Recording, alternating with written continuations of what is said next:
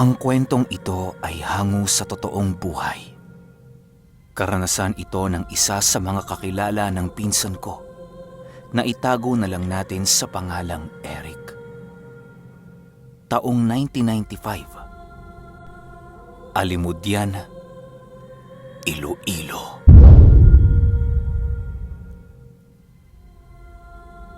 Itong mga panahong ito, kasalukuyang isang driver ng truck na nagkakarga ng mga gulay at nyog, itong si Eric. At ang karaniwang ruta niya ay sa mga mabubundok na bahagi ng Iloilo. Dahil dito nila kinukuha ang mga produktong dinadala nila sa sentro ng syudad. Kung minsan, napupunta pa siya sa mga malalayong bayan para maghakot lang ng mga gulay na binibili ng kanyang amo sa mga magsasaka. At isa nga dito ay ang bayan ng Alimudyan. Konting pagpapaliwanag lang sa lugar dahil dito iikot ang ating kwento. Nung mga panahong ito ay hindi pa sementado ang mga daan sa bayan na yon at napapaligiran ng napakaraming puno ng matataas na nyog at buli ang mga daan. Kapag gabi, ay medyo madilim din dito, gawa ng hindi pa nalalagyan ng mga ilaw ang mga daanan. Maliban sa bayan ng Alimudyan, ay may iba pa siyang mga ruta. At ang pinakaayaw niya sa mga ito ay ang bayan ng Leon.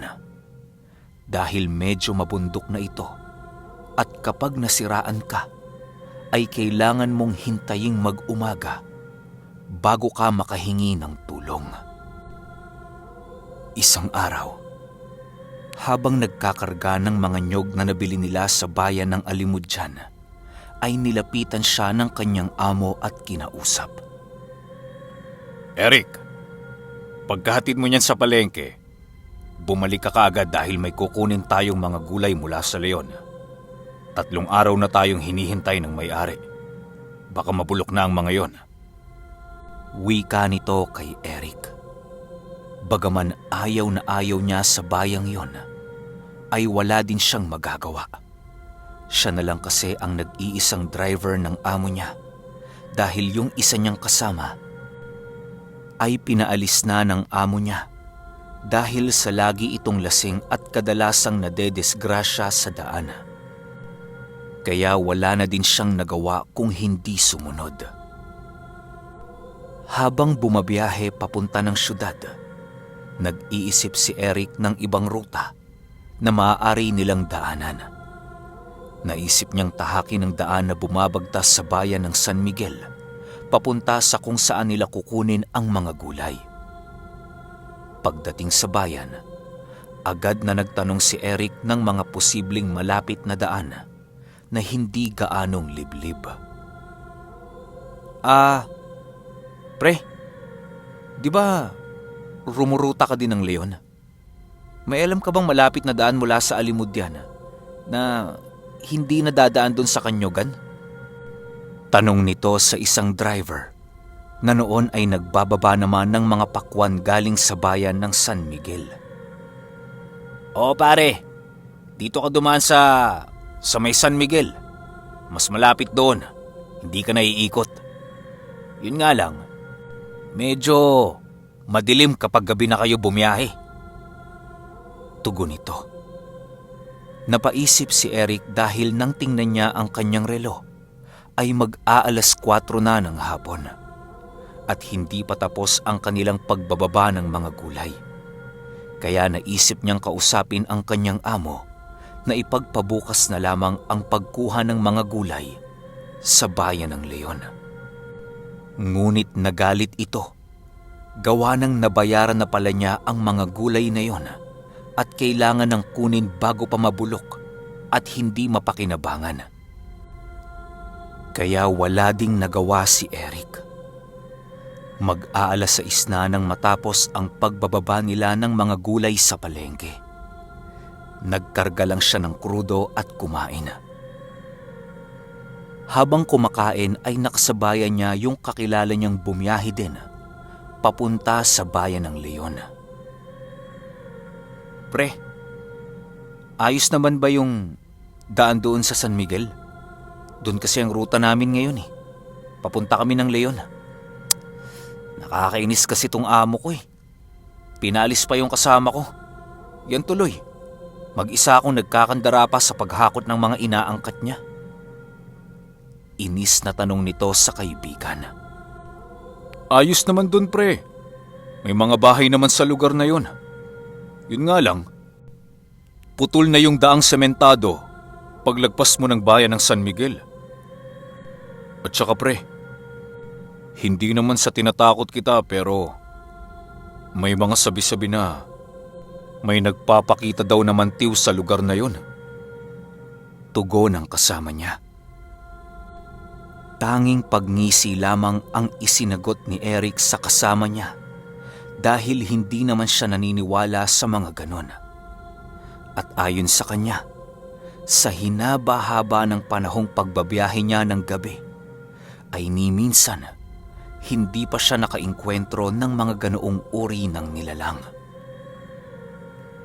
Konting kaalaman lang.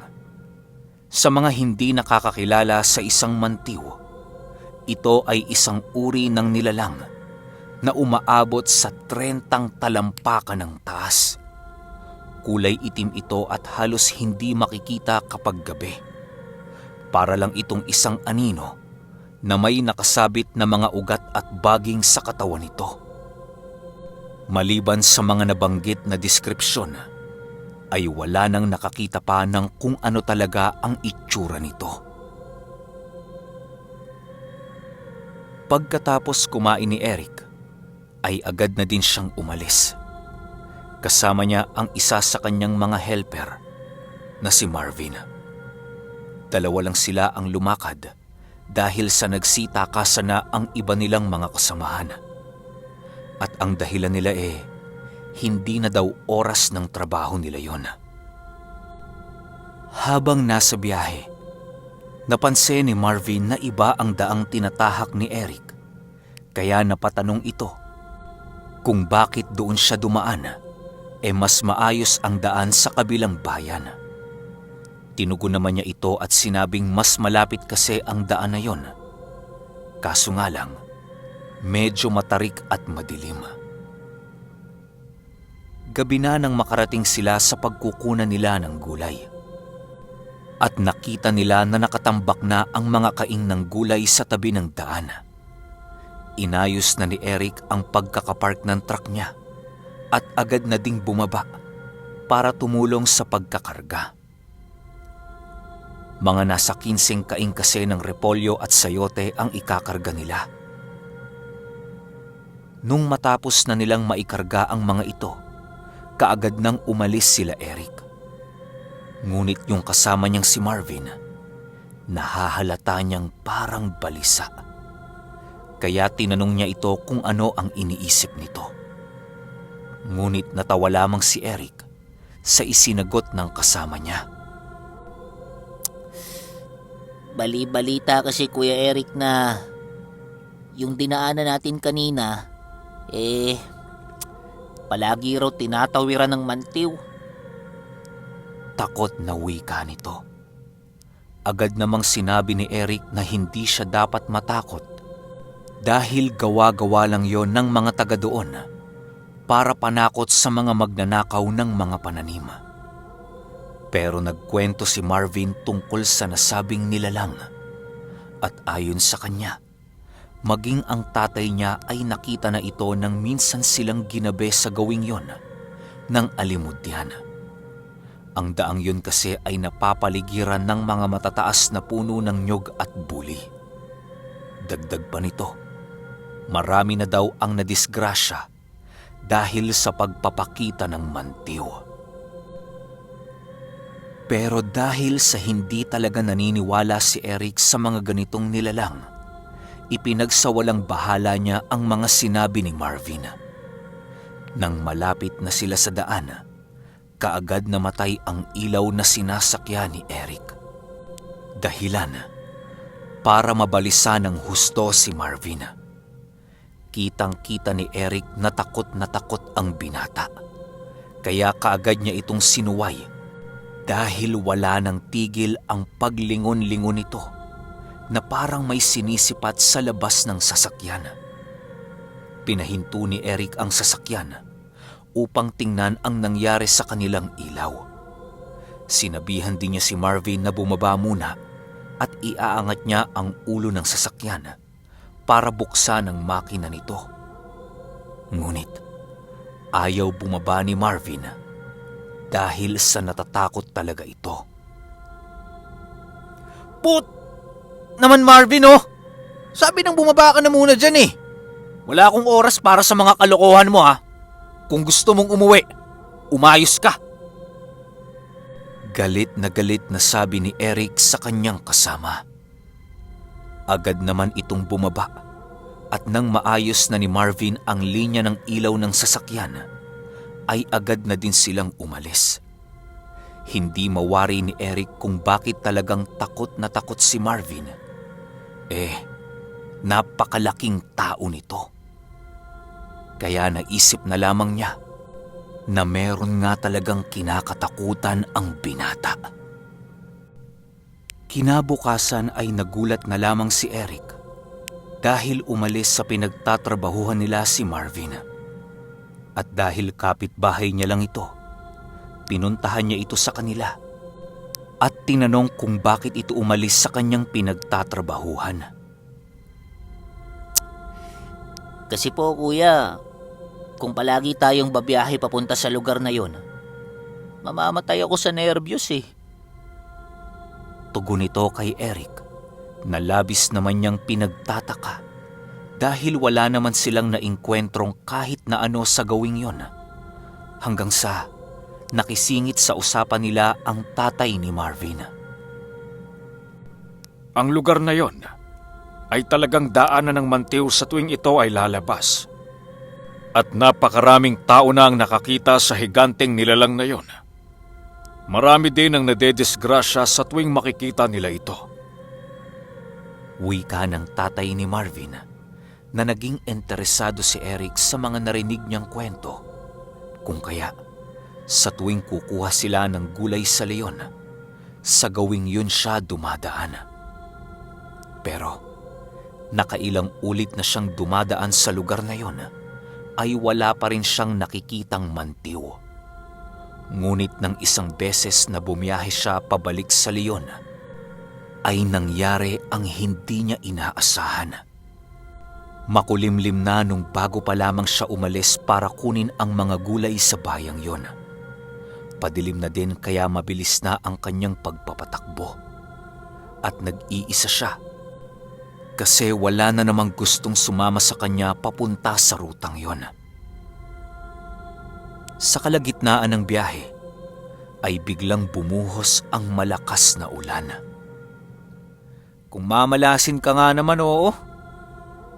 Wika nito sa kanyang sarili.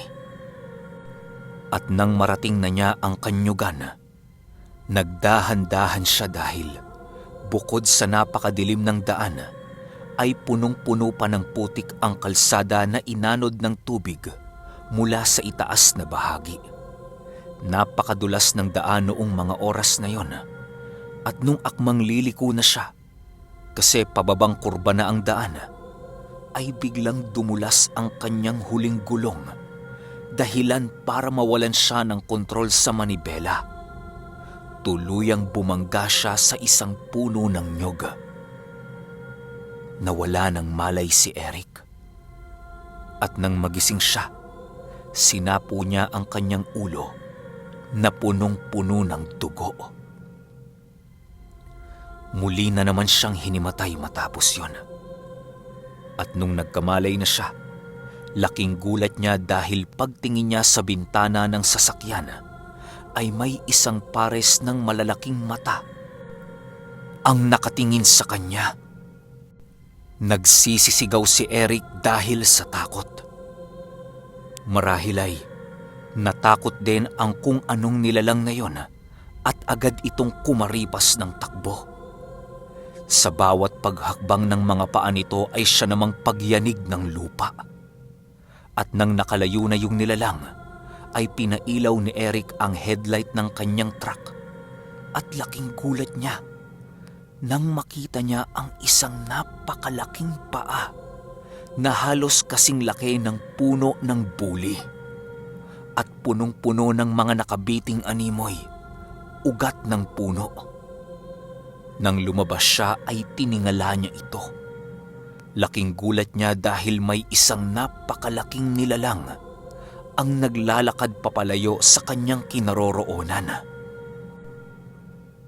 Pinaglalaroan ba ako ng aking mga mata? Totoo ba tong nakikita ko?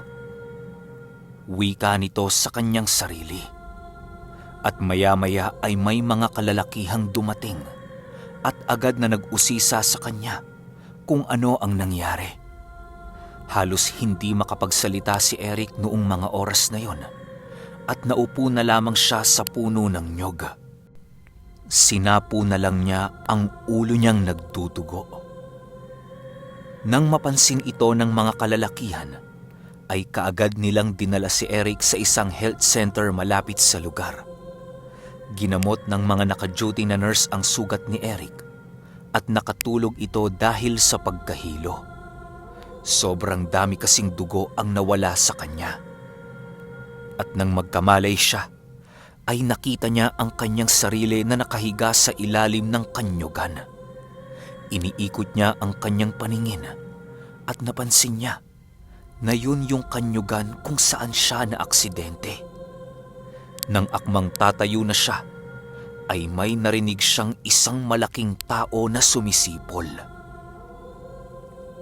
Hinanap niya kung saan ito nagmumula at laking gulat niya nang makita niya na ang sumisipol na yon ay nakasandal sa isang mataas na puno ng buli.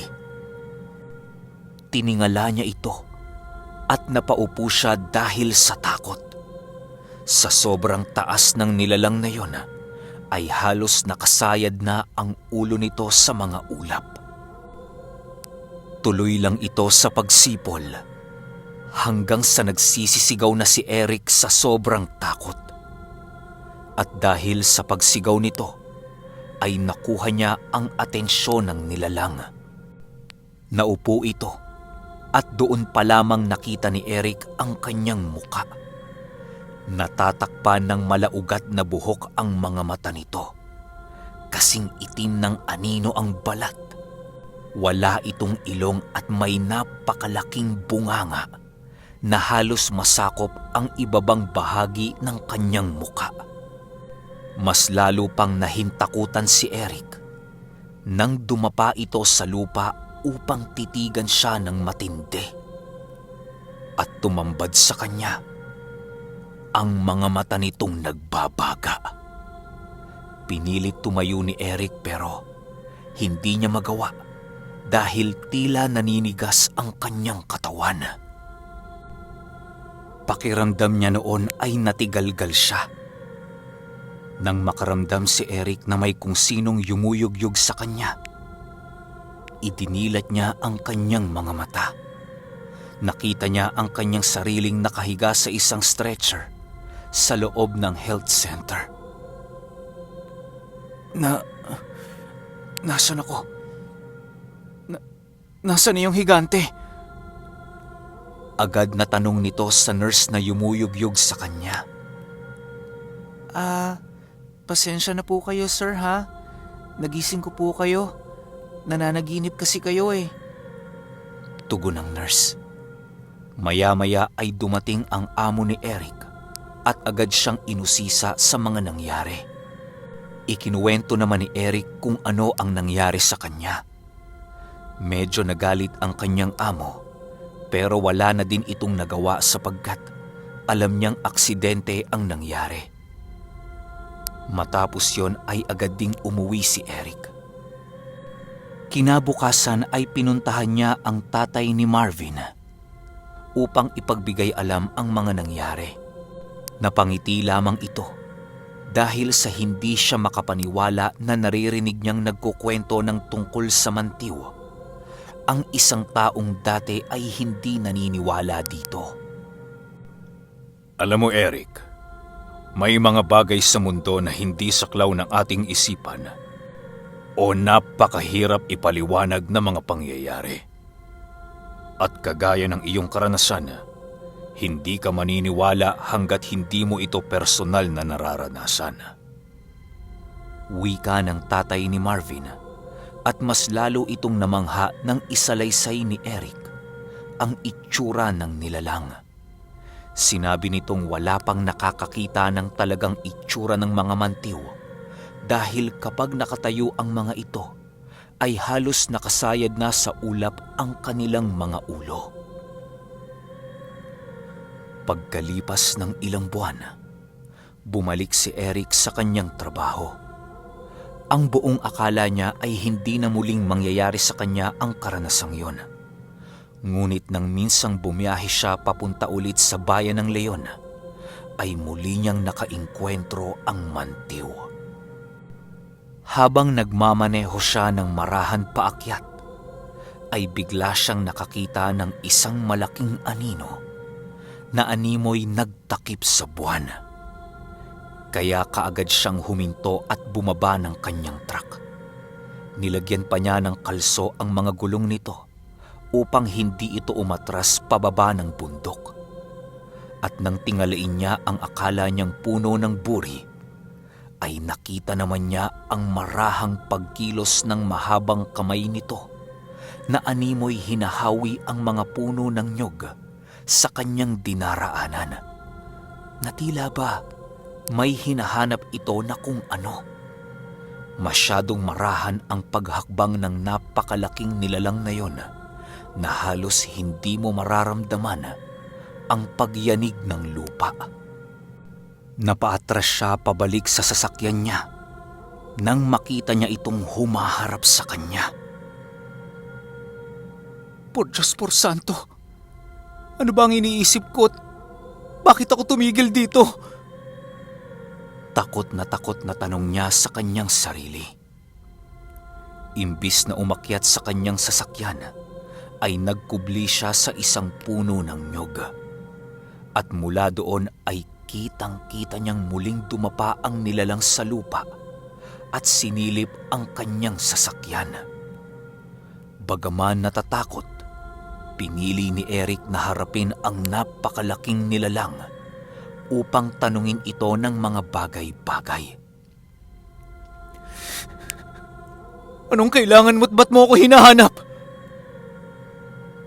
Tanong nito na ikinagulat ng nilalang, kaya dali-dali itong tumayo at agad na tumakbo papalayo. At nung mga oras na yon, alam ni Eric na hindi siya nananaginip. Pero ang pinagtataka niya, ni wala man lang siyang naramdaman na pagyanig. Sa laki ba naman ng nilalang na yon, dapat yayanig ng husto ang paligid sa ginawa nitong pagtakbo. Pero tila ba, lumulutang lang sa hangin ang mga paa ng nilalang. At dahil nawala na ang takot ni Eric, naisip niyang sundan ito gamit ang kanyang sasakyan. Ngunit sa kasamaang palad, nawala ito sa kanyang paningin na animoy biglang naglaho sa hangin. Hanggang sa napansin ni Eric na papasikat na pala ang araw. Kaya dali-dali na siyang pumunta doon sa taong pagkukunan nila ng gulay. Pagbalik niya sa bayan, muli niyang ikinuwento ang karanasan niya sa tatay ni Marvin. Ang mga mantiw ay hindi masasamang nilalang, Eric. Kadalasan pa nga ay tinutulungan nila ang mga tao. Ang nangyayari kasi, tayo mismo ang gumagawa ng mga bagay na dapat nating katakutan sa isang nilalang. Wika nito. Dagdag pa nito na ang nangyari kay Eric ay isang uri ng akto ng pakikipagkaibigan. Tumakbo lamang ang nilalang sapagkat nagulat ito sa naging reaksyon ni Eric. Sa kasalukuyang panahon, ay isang driver ng bus itong si Eric. Naayos na din ang daan sa lugar kung saan madalas makita niya ang mantiw. At tila ba, itinadhanang dito ang naging daan ng mga bus na bumabiyahe papuntang Leon. Sa tuwing magdaraan siya dito, ay nagdadahan-dahan siya at naghahagis ng kung anong matatamis na pagkain sa bintana ng kanyang bus. At maniwala kayo o hindi, simula noong araw na ginawa niya yon, ay sunod-sunod na swerte ang dumating sa buhay niya. Kagaya na lamang ng kanilang anak, ilang doktor na ang kanilang pinuntahan at pare-pareho ang sinasabi ng mga ito na baog daw si Eric at ang kanyang asawa. Ngunit nang sinubukan niyang hilingin sa bagong kilalang kaibigan ang isang anak na lalaki, ilang buwan lang ang nakaraan, ay sinabi ng kanyang asawa na buntis ito ng 2 buwan. Sadyang mahiwaga ang ating mundo na maaari lamang nating maunawaan kapag binuksan natin ang ating mga isipan. Kagaya ni Eric, na nabuksan ang pangunawa sa mga bagay-bagay dahil sa nangyaring engkwentro nila ng isang nilalang na kung tawagin ay Mantiw.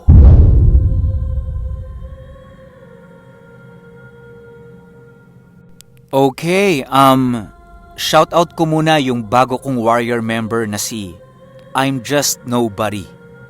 Ito naman para sa mga nag-comment sa pin comment ko, andyan dyan sina Renel Laviga, Badith 32 Taiwan, Stephen Nerona, Joel Elcarte, Joy Rodriguez, A. Camarig, Oliver Castro, Joseph De Malaluan, Mark Orua, Ken Crooker, Glenda Capasio, Gefil Lusares, Malayang Amihan, Andrea Coronel, Aizalin Pamabay, Burn 25, Winnie Soria, Herman Shoson, Kenji Fujima, Jobert Estores, Alibay Gabriela Rangal, Mandy Corisay, Rubina Samalburo Totoreine, Bunek Bautista, Archie Divino, Jose Cosio Jr.,